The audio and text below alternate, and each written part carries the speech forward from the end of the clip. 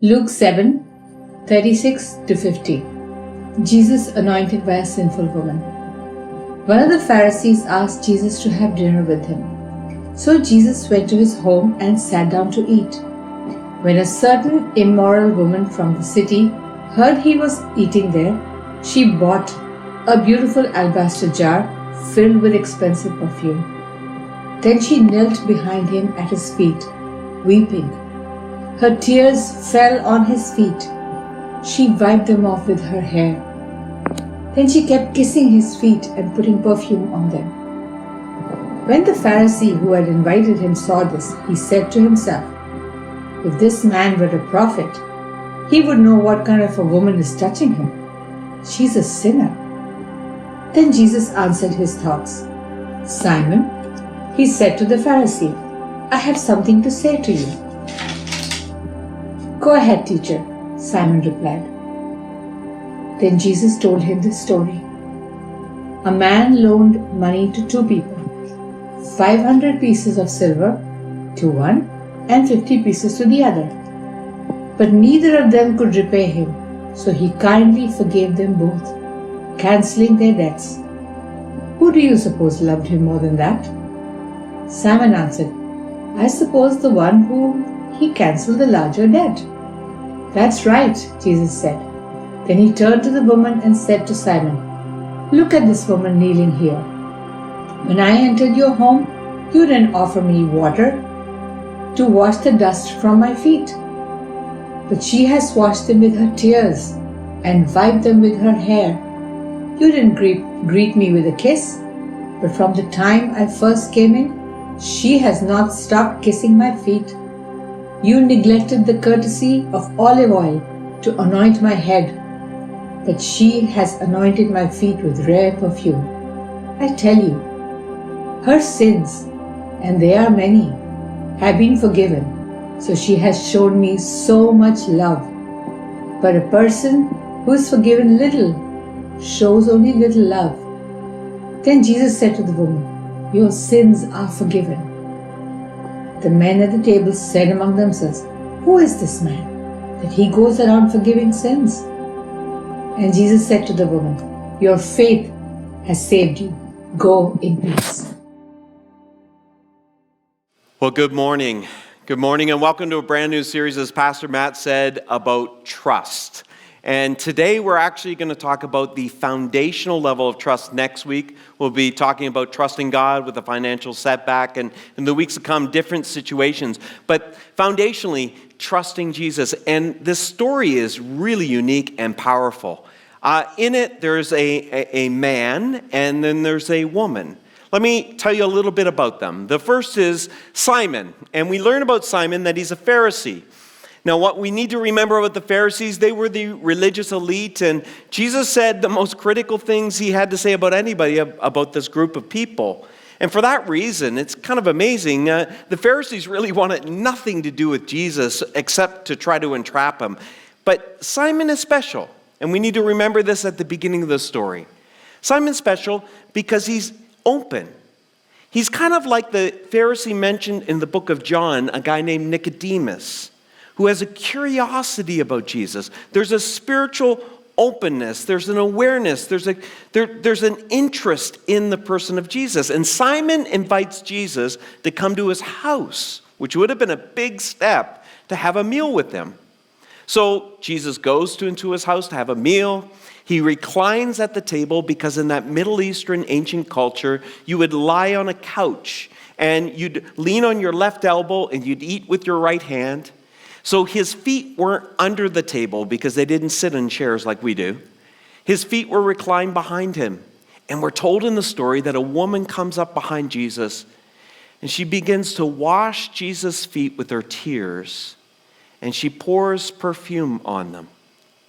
And it's interesting in this moment, this woman is introduced, and she is a prostitute. She's a sinner. She's an immoral person. And in the story, we get to hear some of Simon's inner dialogue. Jesus knew what he was thinking. He knew that Simon did not approve of what was going on in this moment, but Simon is thinking, listen, if Jesus knew what type of woman this was, he would never let her touch him. I mean, she's an immoral woman. He can't be from God then. He can't be from God. Now we got to realize this was an amazing spectacle. It really was an amazing spectacle. Imagine this. Imagine COVID-19 is done. Yes, Lord, please, right? And this afternoon, you're going to your favorite restaurant with a dozen of your closest friends. Somewhere during the meal, a woman comes into the restaurant that for some reason or another is obviously a prostitute, and she comes and she kneels at one of the feet of one of the men at the table, one of your friends. And she begins to cry at his feet, kissing his feet. Now, imagine how awkward it would be and uncomfortable that moment would be. Everybody in the restaurant, there would be stares and there would be frowns. And, as uncomfortable and awkward as that would be now, it was incredibly uncomfortable and awkward then. Now, Jesus knows what Simon's thinking, though. He knows that he's not only disapproving, he's also seeing this as evidence he can't be from God, because if he was from God, he would have nothing to do with such an unclean woman. And then Jesus says this. He says, I've got a story to tell you. Now, if you've not read the Bible before, let me tell you this. Every time Jesus says, I've got a story, buckle up.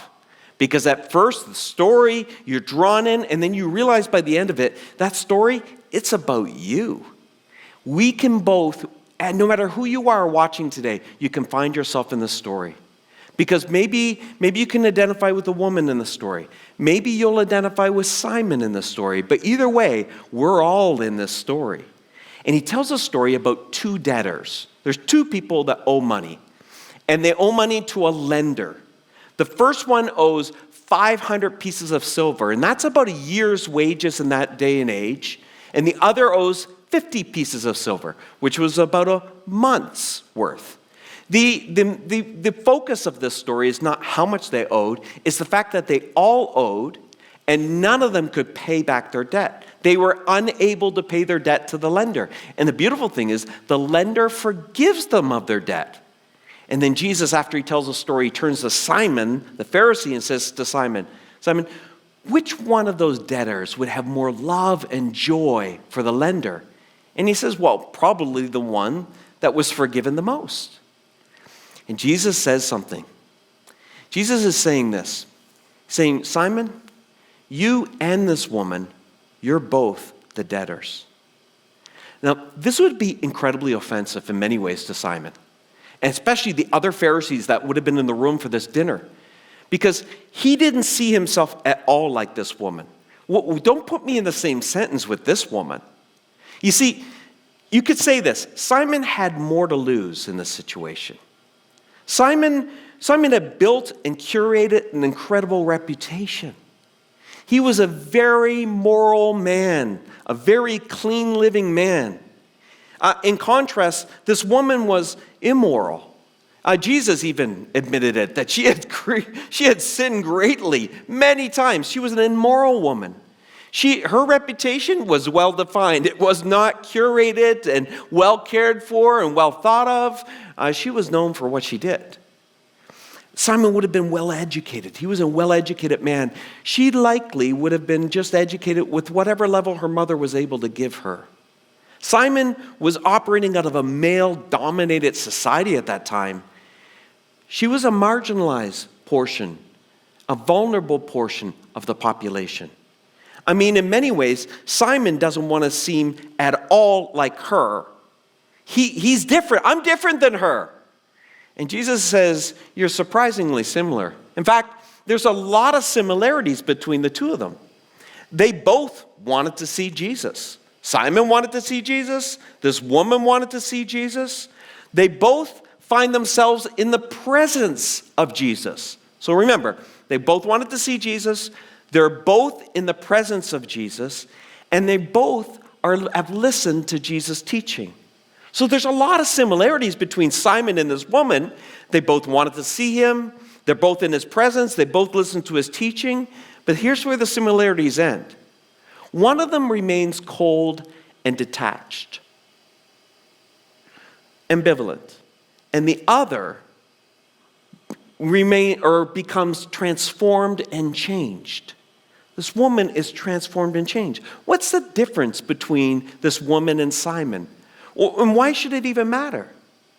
Well, friends, no matter where you're listening from, you need to understand this, and just listen to this part because this is critically important. Right now, you are in the presence of Jesus. You didn't stream One Church TO live to see some pixelated images of people talking to you on a screen. You streaming this because there's something in you that wants to connect with Jesus. And if this is all brand new to you, let me help you understand how you connect to the presence of Jesus. Every time we think about Jesus, every time we consider Jesus, every time we read about Jesus, every time we sing about Jesus, we are moved into the presence of Jesus. And Jesus is a polarizing person, inasmuch as all of us will either respond like this woman responds or like Simon does. We're all in God's presence, and some of us, we may respond like Simon with some ambivalence, maybe with some anger, some confusion, some distancing, some coolness, some detachment from the teaching because we don't want to connect too closely. Or we'll be like this woman. We'll respond very differently. We'll move towards it and we'll be transformed and changed. Now, why is it? Two people speaking to the same person, they're in the same place, they're seeking the same thing, one of them is changed and one of them is not. Well, in a word, I could sum it up in this word: trust. Trust. They each trust differently. Both of these people have reasons not to trust. Difficult reasons not to trust. This man, Simon, he needs to be careful. After all, he has a lot to lose. So be careful how much he trusts. This woman, she's been used. She's been used. And it's really hard to trust for her. And I know this about you and I. We all have different trust levels, don't we, friends? And for some of us, it's tougher to trust than others. Here's the difference between these women, this woman and this man. Simon takes a few of his chips here.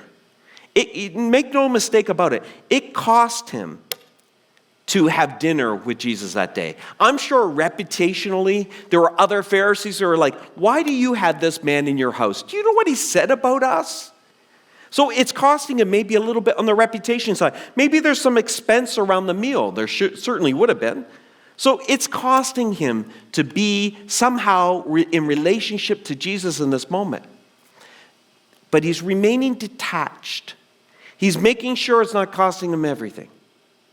And this woman, in contrast, she is all in this moment. All in. Can you imagine how scary it would have been for her to show up at Simon's house that day? She didn't even need to know him personally to know what he thought of her. And she had the audacity to come into Simon's house and then to come up behind the person of Jesus. Can you imagine how nervous she would have been? He could so easily reject her, and she knows she should be rejected. And she comes into this all-in moment.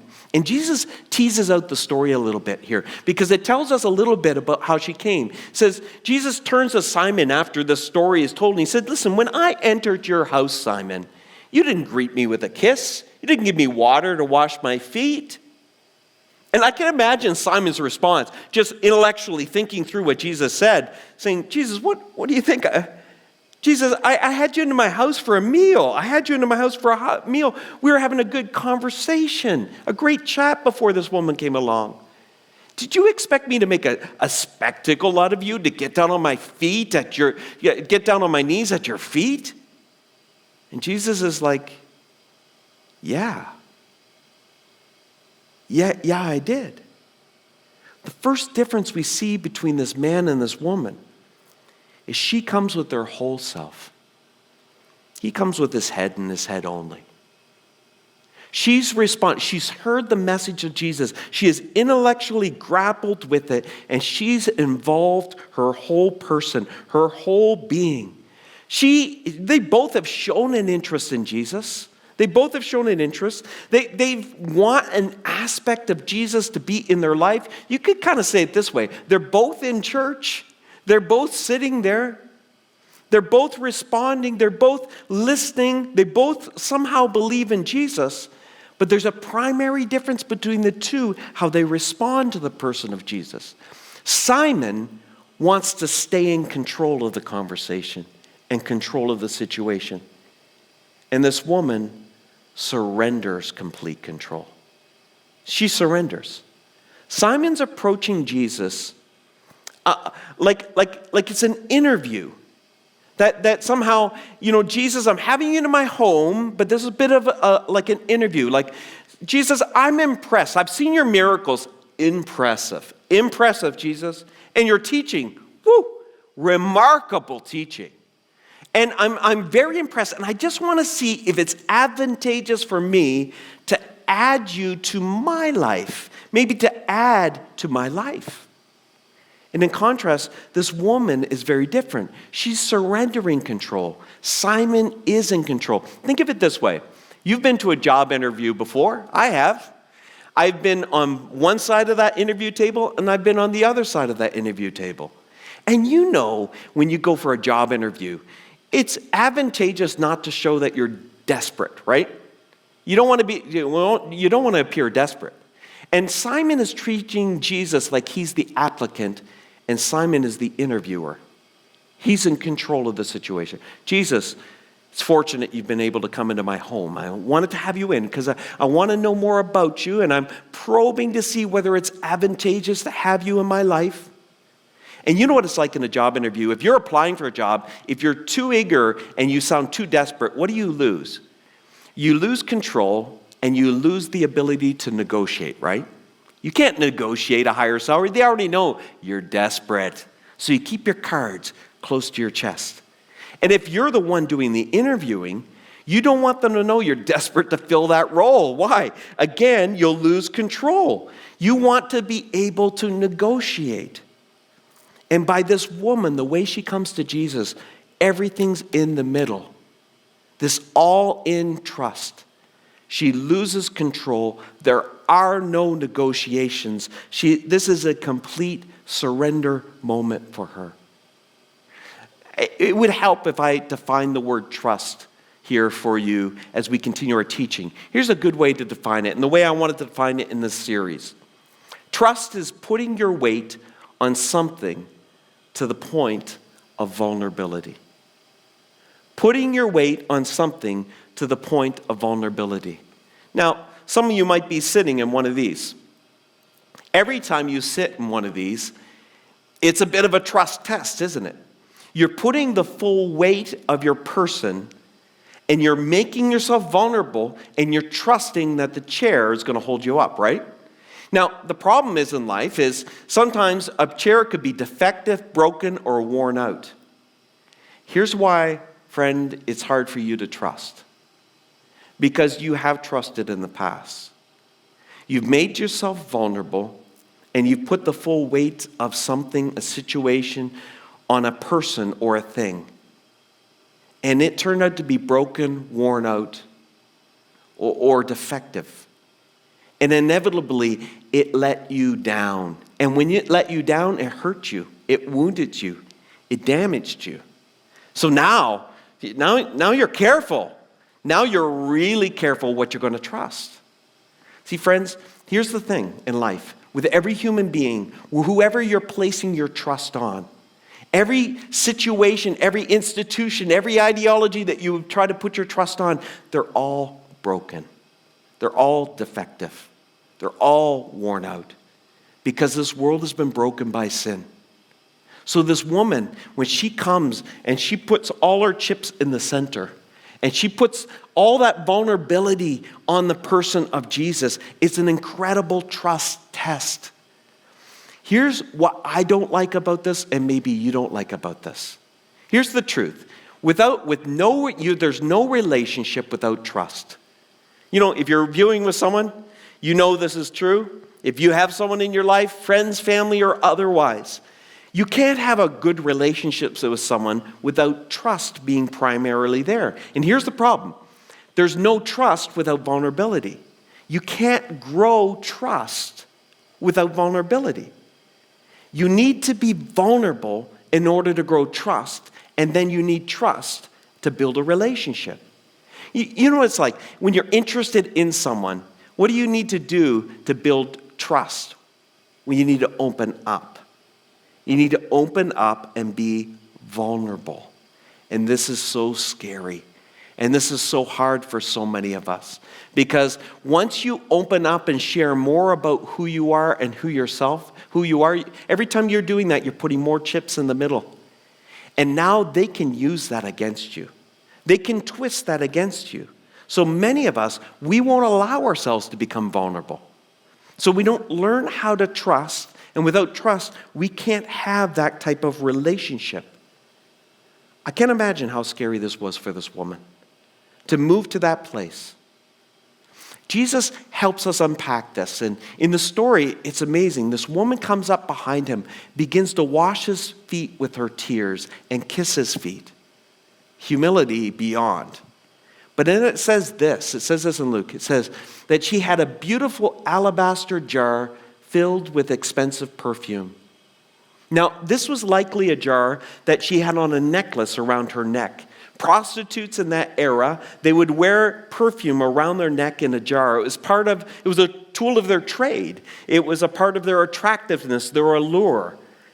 And when she took that off, when she took the tool of her trade and poured it out on Jesus, she's saying, I found a better purpose for this perfume now. What she's indicating is a change of direction for her life. There's a radical vulnerability she demonstrates. And friends, it's important for us to remember that you cannot relate to Jesus without a radical vulnerability. It's moving your chips into the middle of the table so that you're saying, Jesus, you know, you have my mind, my body, my resources, my ethics, my intellectual capacities, my relationships, my sexuality. It's all yours, Jesus. And we move those chips into the middle of the table. And by doing that, we're the ones who say, we surrender control. We give you control. We can't stay in control. Here's the thing. Jesus is not the applicant in your life. Don't mistake the fact that he is seeking you, looking for you, knocking at the door of your heart as him being desperate. No, friends. He was completed in himself, but he loves you. And so he pursues you in this relationship. And the truth about you and I is we all have that necklace around our neck. We all have that little jar. And here's the truth. You're going to pour it out on someone's feet. Who are you going to trust with your heart? Who are you going to trust with your most precious stuff? Friends, I think there are many of you online that have experienced as I have. Jesus is truly the only person that can bear the weight of the entire personhood of me, that I can trust with all the pieces of my life. And this woman, she takes this flask. It's probably the most expensive and most valuable thing that she owns in this world.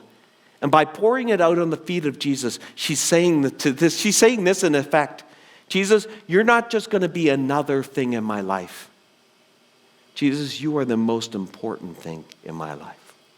The priority that you hold in my life, more important than my most precious possessions. This story really helps you to see the difference between regular religion and real Christianity. And regular religion will use Jesus to get to other things. I'll use Jesus to get to what? Well, just to feel better in life. I'll use Jesus just to get things in life. I'll use Jesus just to build things in life. But real Christianity, the end goal is not to get to something else, it's to be with Jesus because you're the most important thing in life. Now, where does this type of trust come from? Because this isn't easy. Where does that type of trust come from? Well, in the story, we see again the similarities between Simon and this woman, and this builds the foundation for where this trust comes from. See, Simon and this woman, they both believe in God. They both believe in God, that's for sure. But they also know that they're both sinners. Simon would know this. He's a Pharisee. He knows the law. He knows he has sinned. He just knows she sinned a lot more than he has. But they're both aware that they need forgiveness. Both of them know that they need forgiveness. You know, and here's the thing with this situation between Simon and this woman. Jesus is essentially saying to Simon, you don't understand the gospel. You don't understand the depth of your sin and the cost of salvation. You can't understand this. You know, friends, let me just talk to those of you who are followers of Jesus. The longer you follow Jesus, you got to be careful here. Because sometimes we begin to stop living out of the gospel. We stop renewing the experience of the gospel. See, friends, if you are not experiencing what this woman was experiencing in the presence of Jesus, be cautious, be careful. It's not just something you experience the first time you come to Jesus. It's something we need to continue to renew in our lives. How do we do this? Well, it's the way we understand what sin is, really. It's the way we understand sin that helps us to understand, and in the story, it's unpacked really well. In this story, Jesus is the lender. Jesus is the lender in this story. And in the story, he begins to talk to the fact that this man and this woman, they hold different debts. She owes 500 silver pieces. He owes 50 silver pieces. And what's the difference? Now, the wrong telling of the story is we can naturally think, and I've heard it even taught this way, that this woman actually, she needed Jesus more than him. I mean, she needed Jesus more than him. She was a way worse sinner. She broke many of the 10 Commandments. The point of the story is that she needed Jesus more than him, and that's not the point of the story. Not at all. The point of the story is that neither of them could repay their debt. Neither of them could repay their debt. They were in the exact same position. They both were in the exact same position. See, neither could pay their debt. That meant, in that ancient culture, if you couldn't pay your debt, you went to prison. You would lose everything. So Simon, as much as he had, he'd lose everything. She would, as little as she had, she would lose everything. They'd end up in prison, and they'd end up in this very same cell. This is why this story would have been offensive to Simon. What do you mean, I'm the same as her? Think of it this way. Think of, these are tragic examples, but hopefully they'll help you understand the point that Jesus is trying to make. Imagine you're out in the Rouge Valley, and you're social distancing, of course. And you're going down a hill, but you trip and fall, and the person begins to roll down the hill, and a tiny stick lodges in between your rib cages, and you die. Terrible thought, but just follow me. Or there's someone else that is gunned down with a machine gun with hundreds of bullets. Let me ask you, the person who fell down that hill and a stick caused their untimely death, or the person that was mutilated by the machine gun, which one's more dead? I can tell you which one looks better at the end. This person who fell down, I'm sure, will look better than that person, but they end up in the same place. And this is what Jesus is saying. Simon, you might look better. You might look better, but you're going to end up in the same place. And this would have bothered Simon and any Pharisee in the room because they have worked hard to live a good life. They've been generous with their money. And Jesus is saying, I want you to understand that you're in the same position, that you are as unable to pay back your debt as this woman is. And Simon, you're as liable. And Simon, you're as condemned. There is no difference. Now, this bothers me, and it probably bothers you. Because there's an element of fairness that feels to be missing in this. And often it's because we misunderstand this world and the economy of God. But it seems unfair that this man who lived a good life, and maybe you're over here with Simon, and maybe this story even bugs you at this point, because you're good at keeping the rules. You know, you've worked hard at keeping the rules, and there's something good about that, because the Bible will also say in other portions of Scripture that obedience brings life and good things too.